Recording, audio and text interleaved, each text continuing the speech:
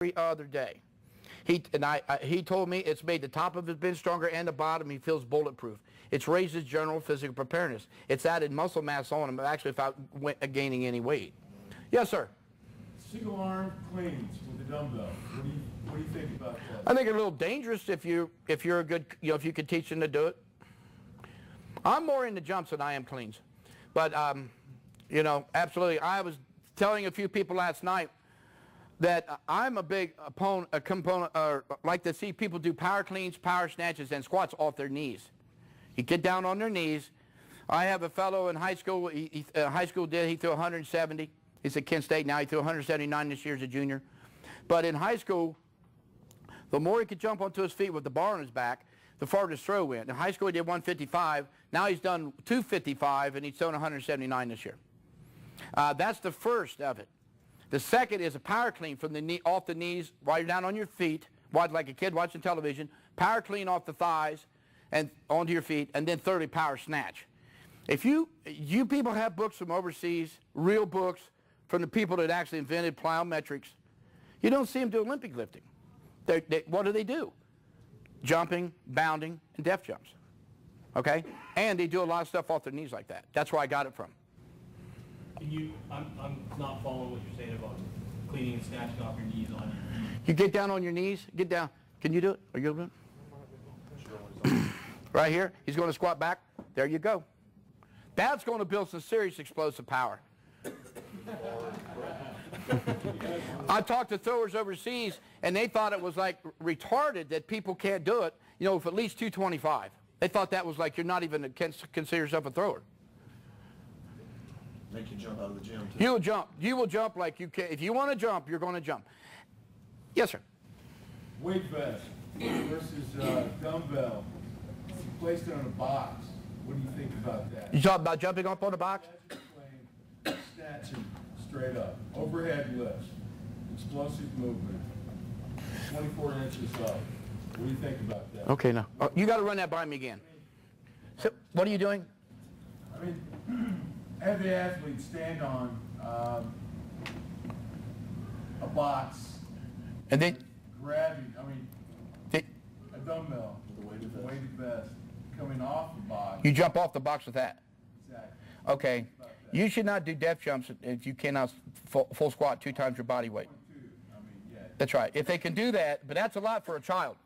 And if you read a lot of literature overseas, they only did serious depth jumps twice a year. If you also read, they reduced the cleans and pulls.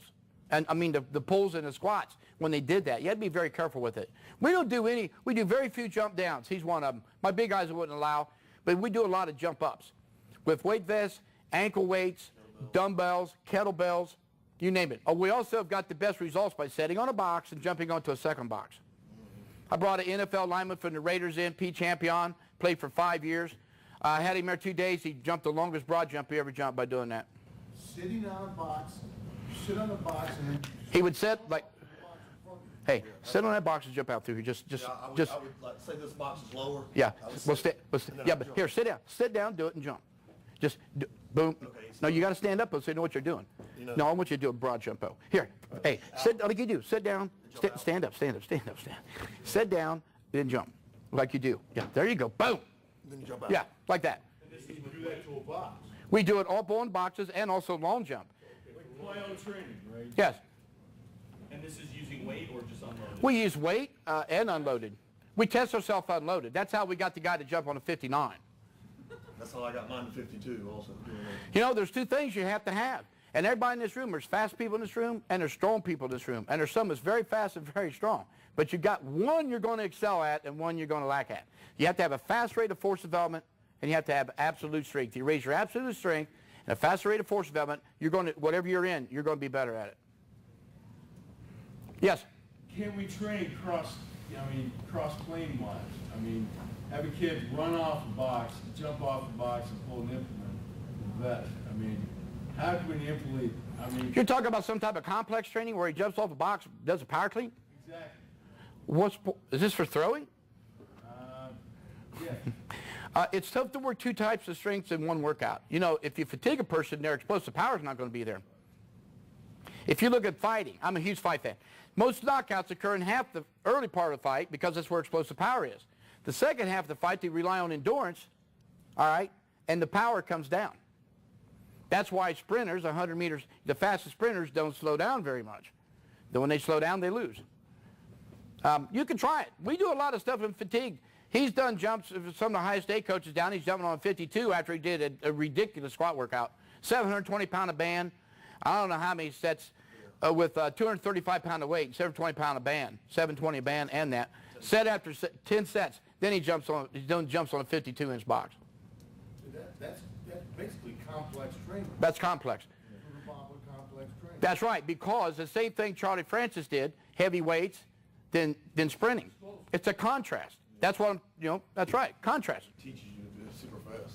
It's just like I like to end a lot of my, we throw, we lift, and at the end of the workout, we'll throw some medicine balls. As in a way, it's a warm down, but it's explosive. We just got done squatting heavy. Okay, we did our hybrids. Now we're gonna throw the med ball. We're gonna do 10 backwards explosion, throw 10 overheads. That's right, the heavy stuff working its way down. Something lighter, so it's fast. To end the workout with something fast. So all speed has to do with external resistance. More questions here?